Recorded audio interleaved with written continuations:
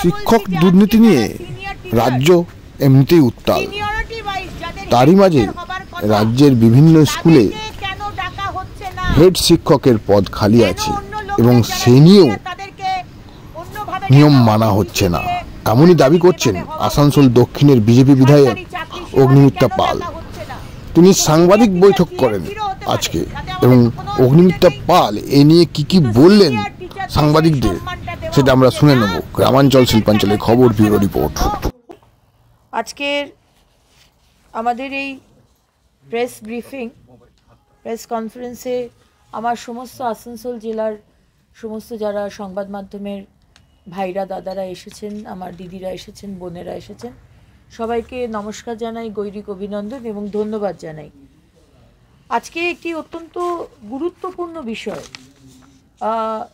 গুরুত্বপূর্ণ কারণ কি এটি আমাদের পশ্চিমবঙ্গের আবার শিক্ষা ব্যবস্থা নিয়ে, যে শিক্ষা ব্যবস্থাকে আমরা দেখেছি বিগত দিনে যে আমাদের সরকার, মুখ্যমন্ত্রী মমতা বন্দ্যোপাধ্যায় বিভিন্ন রকমের শিক্ষা জগৎকে, শিক্ষা ডিপার্টমেন্টে, এডুকেশনাল ডিপার্টমেন্টে দুর্নীতি হয়েছে, প্রাক্তন শিক্ষামন্ত্রী জেলে গেছেন, ভাইস চ্যান্সেলর জেলে গেছেন, কেস হয়েছে, ইডি হয়েছে, কোটি কোটি টাকার চুরি হয়েছে এবং এখনও অবধি আমাদের বাড়ির ছেলেমেয়েরা যাদের শিক্ষাগত যোগ্যতা রয়েছে তারা আজকে চাকরি না পেয়ে তারা রাস্তায় বসে রয়েছে, 1000 দিনের ওপর হয়ে গেছে।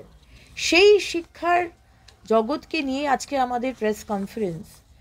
বিষয়টি আমার সাথে রয়েছেন আমাদের এই জেলার টিচার্স সেল, ভারতীয় জনতা পার্টি টিচার্স সেলের সম্মানীয় কনভিনার, উনি নিজেও একজন শিক্ষক, পার্থপাল মহাশয়, এবং আমার বাঁ দিকে রয়েছেন আমাদের ভারতীয় জনতা পার্টি আমাদের এই জেলার ওবিসি মোর্চার সম্মানীয় সভাপতি অমিতাভ গড়াই মহাশয়, উনিও নিজেও একজন শিক্ষক।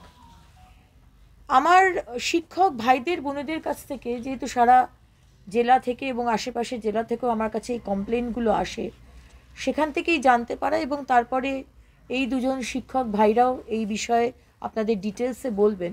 বিষয়টি এটা যে আমাদের যে হেড টিচারের যে নিযুক্তি হয়, সেই হেড টিচারের পোস্ট দেওয়াটা লাস্ট 12 বছর টিএমসি সরকারের সময় হয়নি, তাই তো? If I am not wrong, primary টিচারের হেড টিচার যে নিয়োগ, সেটা হয়েছিল বাম সরকারের সময়, লাস্ট 2009-10 সালে। রিসেন্টলি এই হেড টিচারের নিয়োগ নিয়ে যে প্রসেস শুরু হয়েছে আমাদের জেলায়, সেখানে দেখা যাচ্ছে যে ইউজুয়ালি কি হয় যে যারা সিনিয়রিটি ওয়াইজ লিস্ট আসে, যে উনি পার্থপাল মহাশয় এই বছর উনি সার্ভিস জয়েন করেছিলেন, টিচার হয়েছিলেন, তাহলে তার সিনিয়রিটি সব থেকে আগে, তারপরে আরেকজন টিচার, তারপরে আরেকজন টিচার, এইভাবে একটা লিস্ট তৈরি হয়, যেটা হওয়া উচিত, এবং সেইখান থেকে সিনিয়রিটি ওয়াইজ তাকে হেড টিচারের পোস্টটি দেওয়া হবে। কিন্তু এই জেলাতে দেখা যাচ্ছে এখানে কোনো বিষয় জানানো হচ্ছে না। কি অবাক ব্যাপার, এখানে যে টিচারের লিস্ট আসার কথা সেই লিস্ট দেওয়া হচ্ছে না। এবং আপনাদের ডিটেলসে তারা বলবেন 16 তারিখের একটি নোটিশ, মানে আজকে 17 তারিখ, কালকে সন্ধেবেলায় এই নোটিশ বেরিয়েছে। এটি হচ্ছে কাকসা 1 এবং উকড়া, 17 তারিখ কাকসা 1 এবং উকড়া সার্কেলের আজকে হচ্ছে তাদের কাউন্সিলিং হচ্ছে, এবং কাকসা 2 এবং জামুরিয়ার কালকে, ইয়েস্টারডে মানে গতকাল সন্ধেবেলায় নোটিশ বেরোচ্ছে, আজকে তাদের কাউন্সিলিং। অথচ হেড টিচারদের স্কুল থেকে যে লিস্ট বেরোনোর কথা, কিন্তু কোনো লিস্ট নেই। তাহলে আমাদের প্রশ্ন হচ্ছে, আপনাদের কাছে কোনো লিস্ট নেই, কে সিনিয়র টিচার, কোন স্কুলে সিনিয়র টিচার, আপনার কাছে কোনো লিস্ট নেই, তাহলে আপনারা নিয়োগটা করছেন কিভাবে, পোস্টটা দিচ্ছেন কিভাবে? তার মানে এটাই হচ্ছে চালাকি, যে চালাকিটা মুখ্যমন্ত্রী মমতা বন্দ্যোপাধ্যায় এবং তার টিএমসি সরকার সবসময় করে আসেন, যে আগের দিন কয়েক ঘন্টা আগে জানিয়ে দেওয়া, কারোর কাছে কোনো খবর নেই, যে অ্যাপ্লাই করবে সেও অ্যাপ্লাই করতে পারছে না, তার কাছেও কোনো খবর নেই। টিএমসির তরফ থেকে, টিএমসির সমর্থক যেসব টিচাররা আছেন তাদেরকে বন্ধ দরজার মধ্যে এই পজিশনটা দিয়ে দেওয়া হোক। এইটার বিষয়ে আমার দুজন টিচার যারা রয়েছেন তারা এই বিষয়ে আরও ডিটেলস বলবেন। আমার দ্বিতীয় বিষয়, যখন কাউন্সেলিং করতে যাচ্ছে তখন সেই টেবিলে যাদের যাদের বসার কথা, যারা যারা এই ডিপার্টমেন্টে রয়েছে, যেরকম চেয়ারম্যান, ডিআই, এআই, এরা ছাড়া তো আর কারোর বসার কথা নয়। কিন্তু সেখানে দেখা যাচ্ছে টিএমসি সেখানকার কাউন্সিলর, তাই তো, সেখানকার টিএমসির পদাধিকারী, সে সেই টেবিলে বসে রয়েছে এবং সেখানে বসে থেকে যখন একজন টিচার গেছে তখন তাকে সে টিচার তাদেরকে বলবে এই লিস্ট, আপনি কোন স্কুলের হেডমাস্টার হতে চান, মানে হেড টিচার হতে চান, তিনি বলবেন আমি এখানে। এই টিএমসির পদাধিকারী যে বসে রয়েছে টেবিলে, সে তখন বলছেন না না মাস্টারমশাই, আপনি ওই স্কুলে যাবেন না, ওখানে গেলে আপনার অসুবিধা হবে। মানে ওই একটি সিনেমা ছিল না, যে সৌমিত্রবাবুর, না না আপনি মাস্টারমশাই আপনি কিছু দেখেননি, মাস্টারমশাই আপনি কিন্তু কিছু দেখেননি, এটা কিন্তু ঠিক আতঙ্কের সেই সিনেমার ডায়লগের কথা মনে পড়ে যাচ্ছে। সেই টেবিলে এই বিষয়টি হচ্ছে, মাস্টারমশাই আপনি ওই স্কুলে যাবেন না, ওখানে আপনার অসুবিধা হবে, আপনি এই স্কুলটাতে যান। সেখানেও টিএমসির সেই সমর্থক টেবিলে প্রথমত কেন বসে আছে, কেন বসে থাকবে সে? টিএমসির কোনো এমএলএ, টিএমসির কোনো এমপি, বিজেপির কোনো এমএলএ, এমপি, মুখ্যমন্ত্রী হোক না কেন, সে কেন সেই টেবিলে বসবে? একজন টিএমসির সমর্থক পদাধিকারী। সেখানেও কিন্তু এই ঘটনাটি দেখা যাচ্ছে। বাকি এই বিষয় নিয়ে ডিটেলসে আমি আমার সম্মানীয় জেলার কনভিনার তাকে বলবো এই বিষয়টিকে আলোকপাত করার জন্য। আমরা সতর্ক করতে চাই যে ট্রান্সপারেন্সি আনুন।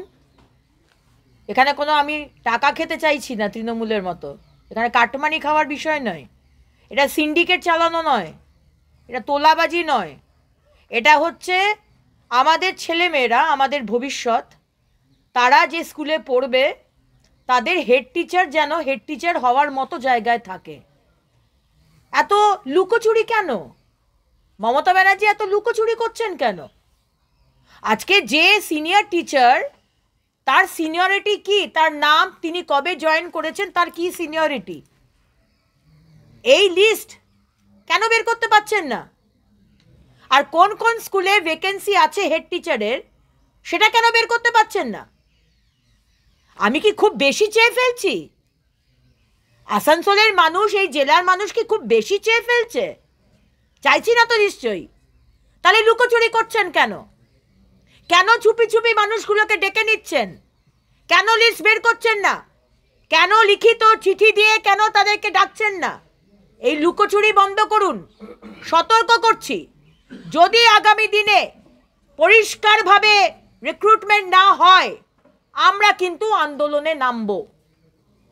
আমরা কিন্তু আসানসোল জেলার মানুষের যত মানে শিক্ষিত মানুষ আছেন তাদের হয়ে আমরা কিন্তু আন্দোলনে নামব, কারণ আমরা কিন্তু আমাদের ভবিষ্যৎকে এইভাবে শেষ হয়ে যেতে দেব না। ये जो प्रोसेस हो रहा है ये सभी स्कूलों में हो रहा है। जहाँ जहाँ वैकेंसी है, जहाँ जहाँ हेड टीचर का रिक्रूटमेंट होना है, वहाँ वहाँ टीएमसी का जितना लोग बैठे हैं आधिकारिक, वो लोग आज उनका टीएमसी का जो एफिलिएटेड, टीएमसी का समर्थक, टीएमसी का कैडर, उन लोग को बिठा रहे हैं। ये तो ताज्जुब होने का कोई बात नहीं है, क्योंकि यही तो आज हो रहा है। मंदिर से मस्जिद, स्कूल से कॉलेज, हर जगह में इन लोग राजनीति को घुसा दिया है। 2 दिन पहले टालीगंज फिल्म इंडस्ट्री, उसमें भी आप लोग देखे, जो टेक्नीशियन है वो टेक्नीशियन आज धर्मघट में उतरा था, काम बंद हो गया, सिनेमा का प्रोडक्शन नहीं हो रहा है। क्यों नहीं हो रहा है? क्योंकि वहां टीएमसी का विश्वास ब्रदर्स है, विश्वास বিশ্বাস ভাইরা, তারা সব কিছু জবরদখল করে রেখেছে।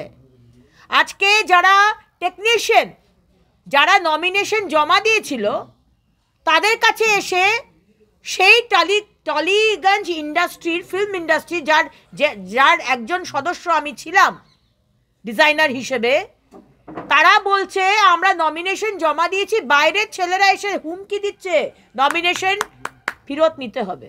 কেন?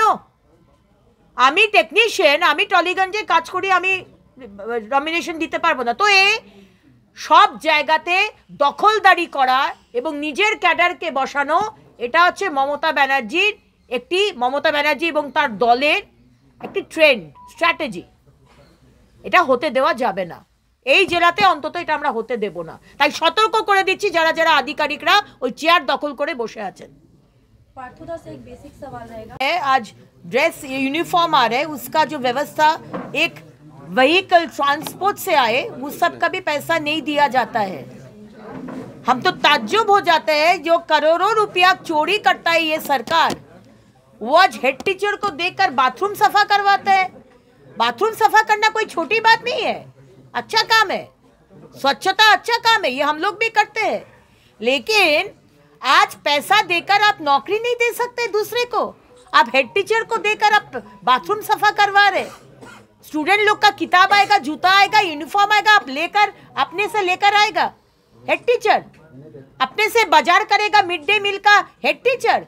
क्या समझ के रखा है ममता बनर्जी? पद की गरिमा को, पद की जो गरिमा है ये पश्चिम बंगाल है।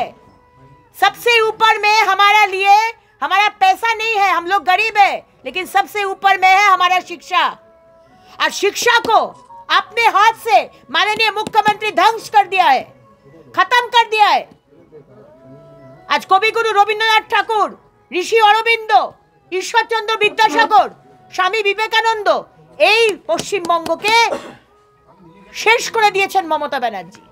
আর আজকে হেড টিচারকে দিয়ে বাথরুম পরিষ্কার করাচ্ছেন আর 400 টাকা মাইনে দিচ্ছেন, আর সেখানেও 2 নম্বরই করছেন, সেখানেও নিজের ক্যাডারদের বসাচ্ছেন। আমি অবাক হব না যে আজকে এই যে যারা হেড টিচার, তাদেরকে দিয়ে আগামী দিনের লোকসভাতেও তাদেরকে ইলেকশনের ডিউটি দেওয়া হবে। তাহলে বুঝতে পারছেন তো, এই কানেকশনটা বুঝতে পারছেন যে কেন হেড টিচারকে বসানোটা, নিজের ক্যাডারকে হেড টিচারের পোস্টে বসানোটা কেন ইম্পর্টেন্ট।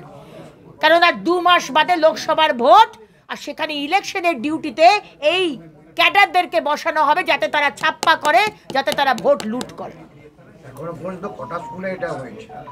দুটো সার্কেলের গতকাল হওয়াপুর, আজকে আমরা কথা বলছি যে আজকে যারা সিনিয়র টিচার, সিনিয়রিটি ওয়াইজ যাদের হেড টিচার হবার কথা, তাদেরকে কেন ডাকা হচ্ছে না? কেন অন্য লোকদের যারা জুনিয়র তাদেরকে অন্যভাবে ডাকা হচ্ছে? চিঠি দিয়ে ফর্মালি যেভাবে হওয়া উচিত সরকারি চাকরি, সেভাবে কেন ডাকা হচ্ছে না? সে সিনিয়র টিচার টিএমসিরও হতে পারে, তাতে আমাদের তো কোনো অসুবিধা নেই, কিন্তু সিনিয়র টিচারদের সেই সম্মানটা দেওয়া হচ্ছে না। নিজেদের ক্যাডারকে বসানোর জন্য হুমকি দিয়ে আর অন্য পদ্ধতিতে আজকে হেড টিচার নিয়োগ করা হচ্ছে। কেন? আমরা এই অ্যালিগেশন লাগালাম, টিএমসির যারা আধিকারিক আছে তাদেরকে উত্তর দিতে বলুন। আর যদি উত্তর না দিতে পারে, আর যদি সঠিক প্রসেস না করতে পারে, আমি তাদের হুঁশিয়ার করছি, আগামী কয়েক দিনের মধ্যে আমরা রাস্তায় নামবো এবং আমরা এর প্রতিবাদ করব। কোনো হেড টিচার নিয়োগ হয়নি, বহু বলাবলির পর, আন্দোলনের পর এই সবে হেড টিচার প্যানেলিং শুরু করেছিলেন আমাদের চেয়ারম্যান সাহেব, এবং তিনি কাউন্সিলিংয়ের যে ডেটটা প্রথম দিয়েছিলেন পাণ্ডবসর এবং দুর্গাপুর সার্কেলের জন্য, তিনি কাউন্সিলিংয়ের ডেট দিলেন 11 তারিখ।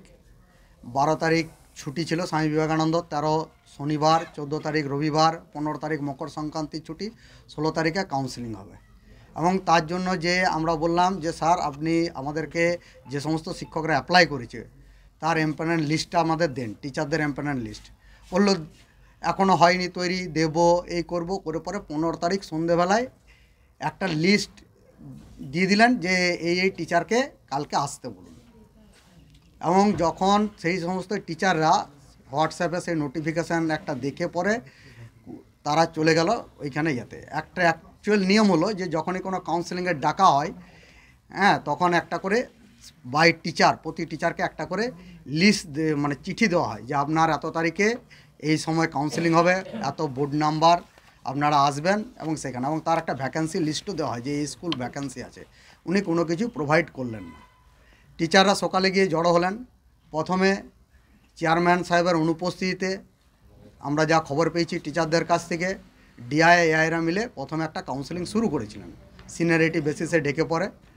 কিন্তু যে সমস্ত টিচাররা ওইখানে গিয়ে প্রথমে নিয়েছিলেন 3-4টে স্কুল, সেটা টিএমসি যারা লিডার ছিলেন তাদের পছন্দ হয়নি। তারা ওইখানে গিয়ে ঝামেলা করে পরে সেই সমস্ত সিনিয়র টিচারদের উপর হম্বিতম্বি শুরু করে ওইখানেই, এবং কাউন্সেলিং প্রসেস প্রায় 1 থেকে 2 ঘন্টা বন্ধ ছিল। 1 থেকে 2 ঘন্টা পর আবার চেয়ারম্যান সাহেবের উপস্থিতিতে কাউন্সেলিং শুরু হয়, এবং যে টিচার প্রথমে যে স্কুলটা চয়েস করেছিলেন সেই টিচারকে আনউইলিং করে হেড টিচার না নেওয়া থেকে বিরত করেন, এবং তার পরিবর্তে নিজেদের পছন্দের টিচারকে তারা, যারা টিএমসির সমর্থক, টিএমসির সাথে সবসময় ঘুরে বেড়ায়, দিনরাত সেই লিডারের পেছনে পেছনে ঘুরে, তাকে সেই স্কুলে পোস্টিং করা হয়। তার পরবর্তী ক্ষেত্রে দেখা যায় যে আরও যারা সিনিয়র ছিল, যারা ওই সমস্ত স্কুল নিয়েছে, তাদেরকে অন্য স্কুল নিতে বাধ্য করা হয়। এমনকি এই কাউন্সেলিং প্রসেসের পর শেষে দেখা যায় যে যারা সত্যি যোগ্য ছিল, সিনিয়র ছিল, নেবার জন্য ওইখানে গিয়েছিলেন, তার পছন্দের স্কুল পাওয়া সত্ত্বেও তারা কিন্তু সেই স্কুল নিতে পারেনি। তার জায়গায় অনেক জুনিয়র টিচাররা সেখানে কিন্তু হেড টিচারের কালকে নিয়োগটা পেলেন।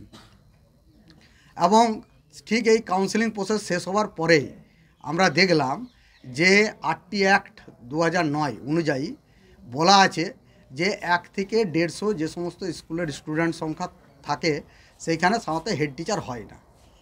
আমরা দেখতে পেলাম যে স্কুলে 40 স্টুডেন্ট আছে, যে স্কুলে 32 স্টুডেন্ট আছে, সেই স্কুলও কিন্তু হেড টিচার নিয়োগ করে দিয়েছে, এবং তাদের নিজস্ব যে মানে তৃণমূলের যারা খুবই কাছের লোক, হ্যাঁ, তাদের ইয়েতে, এবং পুরোটাই হয়েছে গোপনীয়ভাবে।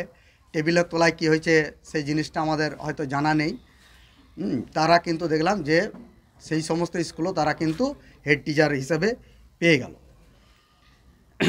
এইখানেও আবার যখন হেড টিচার প্রসেসিং চলছে, তখন যদি সে টিএমসি করে তার জন্য আলাদা নিয়ম, যে টিএমসি করে না বা নিউট্রাল থাকে, হ্যাঁ, তাদের সাথে থাকে না সব সময়, তাদের ক্ষেত্রে আলাদা নিয়ম। যদি কোনো সিনিয়র টিচার বলছেন যে আমি এই স্কুলটা নেব, বলছে না, ওই স্কুলে টিআইসি যিনি ছিলেন তিনি হেড টিচার পাবেন, এবং তাকে হেড টিচারটা দিতে হবে।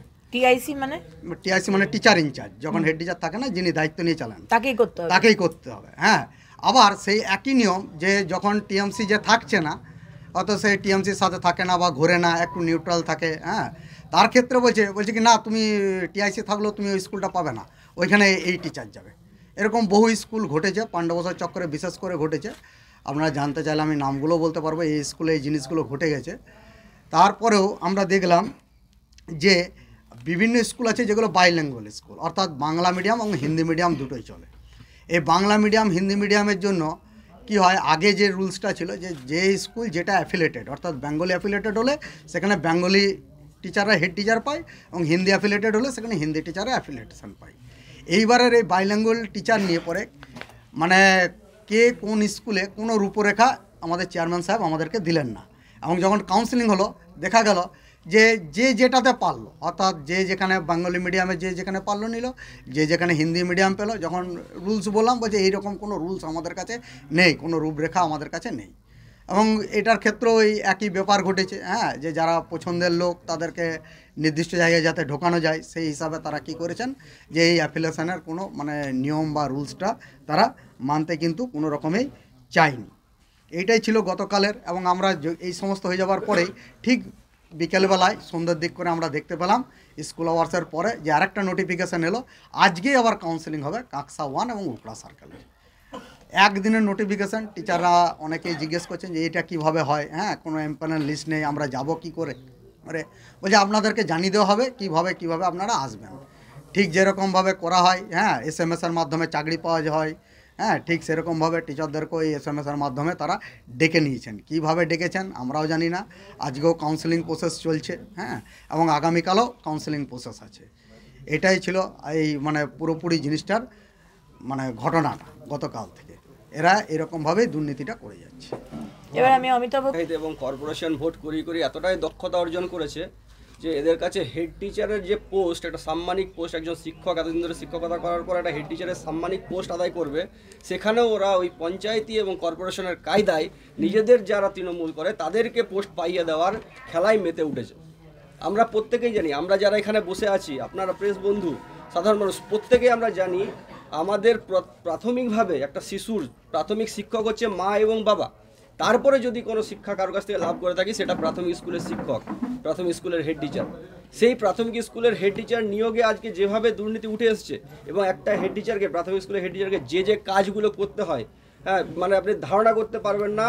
যদি মিড ডে মিলের বাজার করতে হয় সেখানে একজন হেড টিচারকে মানে রীতিমতন সবজিওয়ালা হতে হয়। নতুন জুতো আসবে বাচ্চাদের জন্য নতুন জুতো হেড টিচার এবং সহশিক্ষককে কোনো রকম কোনো এক্সট্রা কোনো রেনুমারেশন দেওয়া হয় না, অথচ তাকে সেগুলো নিয়ে আসতে হবে, সেখানে বইয়ে নিয়ে আসতে হয় হেড টিচারকে নতুন বই, সেগুলোও হেড টিচার এবং সহশিক্ষককে বইয়ে নিয়ে আসতে হয়, সেখানে মুঠেগিরি করতে হয়, কুলিগিরি করতে হয়। একটা স্কুলের বাথরুম নোংরা হয়ে যাচ্ছে, তার জন্য কোনো রকম টাকা এক্সট্রা আসে না, সেখানেও হেড টিচার এবং সহশিক্ষকদের পরিষ্কার করতে হয়। স্কুল ঝাড় দিতে হবে, সেটাও ঝাঁটাও স্কুলের হেড টিচারকে এবং সহশিক্ষককে তুলে নিতে হয়।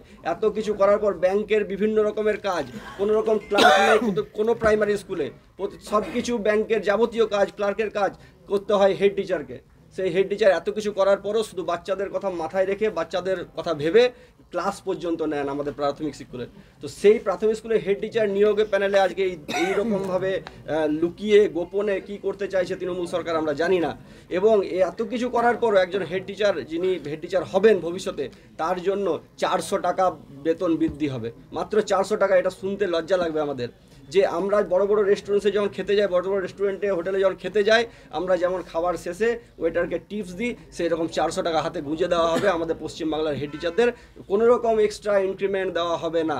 তাহলে এই রকম একটা পরিস্থিতিতে, এই রকম একটা পোস্টে শুধুমাত্র আমাদের প্রাথমিক শিক্ষকরা হেড টিচার হতে চাইছেন সম্মানের আশায়, সেখানেও কিন্তু ওনারা নিজেদের সম্মানটুকু পাচ্ছেন না। যেভাবে তৃণমূল সরকার দুর্নীতি করে, যে বিষয়টা গোপন করে যেভাবে নিজেদের লোককে যারা তৃণমূল করে তাদেরকে হেড টিচার প্যানেল পোস্ট পাইয়ে দেওয়ার চেষ্টা করছেন।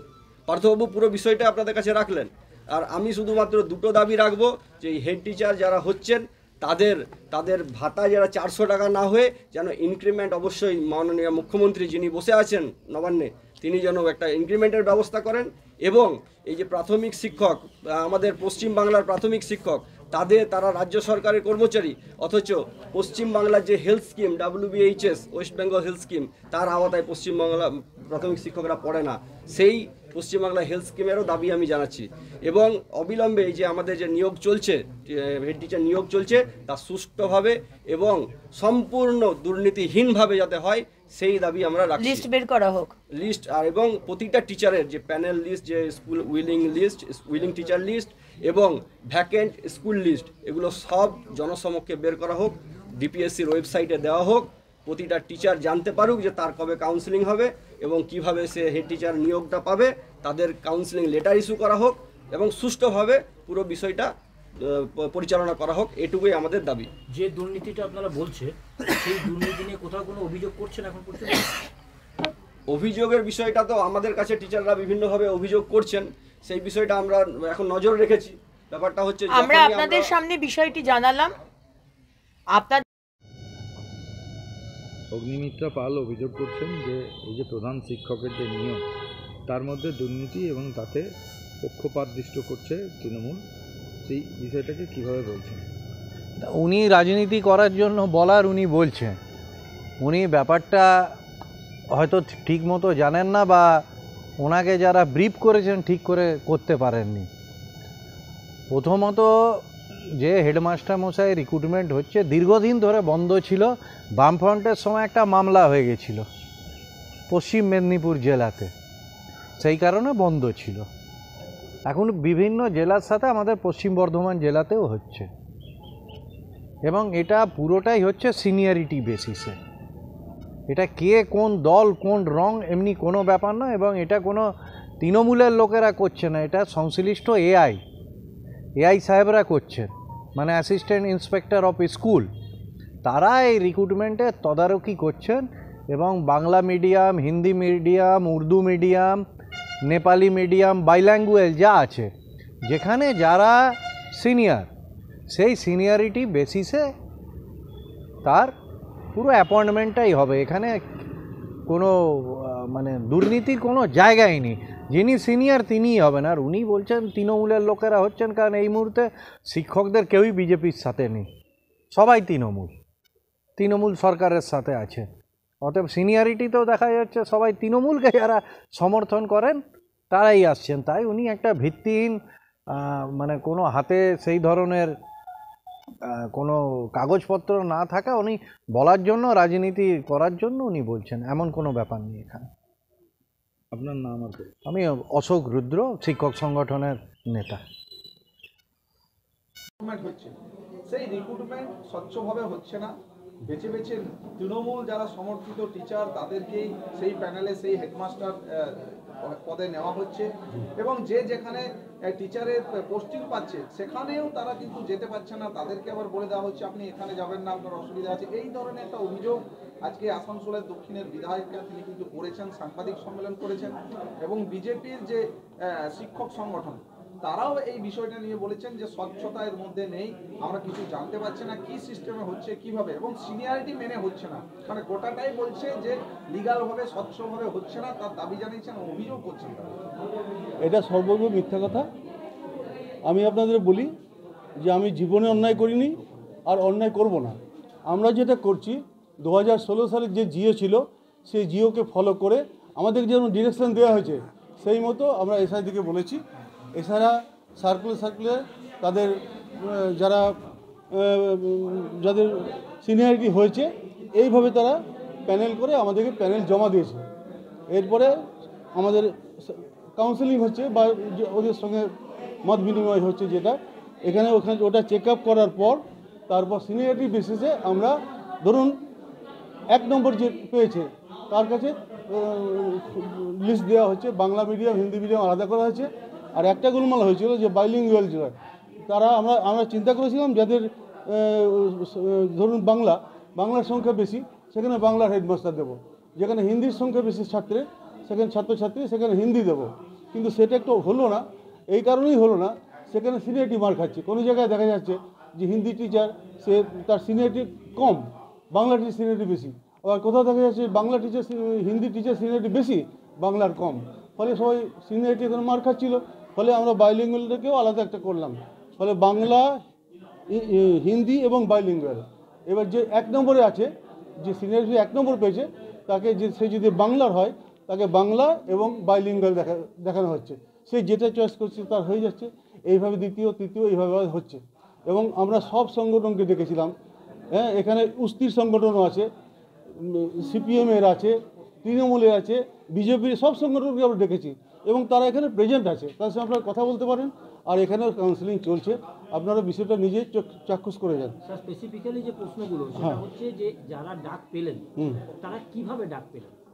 আপনাকে তো আগেই বলেছি, এসএমএস বা না আপনি কোথাও যদি বের করতে পারেন যে একটা সিনিয়র টিচার ডাক পেল না, আনউইলিং করে নিয়েছে প্রথমে, সার্কুলারে কতজন উইলিং আছে কতজন আনউইলিং আছে তারা দিয়েছে, সেই উইলিংয়ের মধ্যে থেকে আমরা সিনিয়রিটি বেসিসে প্যানেল করেছি। আমি বলছি যে তাদেরকে এখানে তারা কি করে জানালো যে এখানে আসতে হবে? তাদের এসআই জানিয়ে দিয়েছে। কিভাবে? এখানে সংশ্লিষ্ট এসআই যাদের সঙ্গে বিদ্যালয়ের কাজকর্ম চলছে শিক্ষক শিক্ষিকার সঙ্গে, তারা জানিয়ে দিচ্ছে যে আজকে যেমন আছে কাঁকসা 1, কাঁকসা 2 এবং উভরা। আপনার কাছে কি দেখাচ্ছে রিপোর্টিং, মানে কি দেখাচ্ছে, এসএমএস, হোয়াটসঅ্যাপ বা চিঠি? রিপোর্টিং না, তাদেরকে তো ডাকা হচ্ছে সবাইকে। কিভাবে ডাকা হচ্ছে? সংশ্লিষ্ট এসআই জানিয়ে দিচ্ছে তাদেরকে। কিভাবে? সেই এসআইকে জিজ্ঞেস করুন, এখানে এসআই তো আছে, জিজ্ঞেস করুন। এম প্যানেল প্রকাশ হচ্ছে? হ্যাঁ, এটা টাঙিয়ে দিয়ে হচ্ছে এখানে, আপনারা দেখে নিন, ওখানে যান না, ওখানে চলছে তো। রাতারাতি নোটিশ দেওয়া হচ্ছে, আমরা সময়ও পাচ্ছি না। রাতারাতি ছাড়া তো উপায় নেই, এখন স্পোর্টস চলছে, ধরুন আমাদের 24 তারিখ ডেটটা পিছিয়ে গেল, ফলে অ্যানুয়াল আমাদের যে বাৎসরিক ক্রীড়া যেটা হয়, এবার ধরুন মাধ্যমিক পরীক্ষা 2 তারিখ থেকে শুরু হয়ে যাচ্ছে, তারপর উচ্চ মাধ্যমিক শুরু হবে, তারপর ভোট ডিক্লেয়ার হয়ে যাবে, এগুলো সব তো শেষ হয়ে যাবে। 15টা সার্কেল আছে, আমরা করছি, রাতারাতি হচ্ছে না। এটা শিক্ষকরা কম সংখ্যক পেয়েছি আমরা, আর তাহলে এটা যদি একটু এগিয়ে থাকতে হবে না তো, 15টা সার্কেল আমরা পারবো না করতে। 16, 17, 18 3 দিন করছি, তারপর ধরুন স্পোর্টস পড়ে যাচ্ছে। এরপর এগুলোকে আমরা একটু করে তবে 15টা সার্কেল কমপ্লিট না হওয়া পর্যন্ত অ্যাপয়েন্টমেন্টের তো এখন হবে না। অ্যাপয়েন্টমেন্ট এগুলো সে ধরুন আমরা সব টোটালটা যখন কমপ্লিট হবে তারপরে আমরা আবার চেক আপ করবো সেগুলোতে, তারপর উপরে পাঠাবো অ্যাপ্রুভ করার জন্য। অ্যাপ্রুভ লিস্ট আসবে, তারপর হেডমাস্টার হবে। বিষয়টা হচ্ছে যেটা মূলত অভিযোগ, সেটা হচ্ছে যে পুরো সিস্টেমটার বিরুদ্ধে একটা অভিযোগ করা হচ্ছে। আমরা আপনার কাছে যেটা জানতে চাইছি যে একজন মাস্টারমশাই তিনি খবর কি করে পেলেন, তার কাছে কি নির্দেশ গেল এবং তিনি কিভাবে এসে পৌঁছলেন? আপনাকে বারবার এক কথাই বলছি যে সংশ্লিষ্ট এসআই যাদের সঙ্গে শিক্ষকদের যোগাযোগ, তারা শিক্ষকরা সবাই জানে কে কে প্যানেল হয়েছে, কে কে প্যানেল হয়নি। এটা ডেট অফ জয়েনিং ধরে ধরে করা হয়েছে এবং অবিভক্ত পূর্ব বর্ধমান ধরে এটাকে আমরা করেছি। এবারে তারা যখন আপনার কাছে আসছে, সে আপনাকে কি দেখাচ্ছে যে আমি এইটা পেয়েছি, তাই কি পেয়েছি? সে আর টিচার তো এখানে আছে, আপনি টিচারকে জিজ্ঞেস করুন না, এখানে টিচার তো আছে। এটা আমার মুখ থেকে না শুনে টিচারদের মুখ থেকে শুনুন, আরও ভালো হবে। আমার নাম রথীন্দ্রনাথ মজুমদার, ডিপিএসসি চেয়ারম্যান, পশ্চিম বর্ধমান।